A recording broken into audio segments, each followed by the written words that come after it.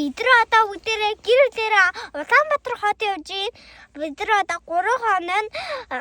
тэн би Монгол хүн шилдэг унши аргалын утаа бэргэлсэн мачныг төрсөн би атархэн дотха өлгиймдгийж одог цэнхэр манган суунгалсан алсын барааг шиштэй цэлгүс сайхан дотха цэлэн бахтан харахад үлээж байгаа салхин үнсэж байгаа юм шиг өршөөт ээж минь гар илээж байгаа юм шиг энэргүй сайхан санагдаг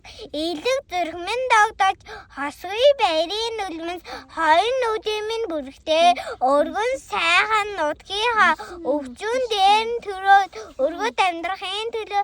амьбигээ зориулдаг ариун анан жаншилтай өвгөд хөгшөд дээчээ минь үрээ гэж найдаа үлдээгч надад өгсөнд өнөр Монгол орныхоо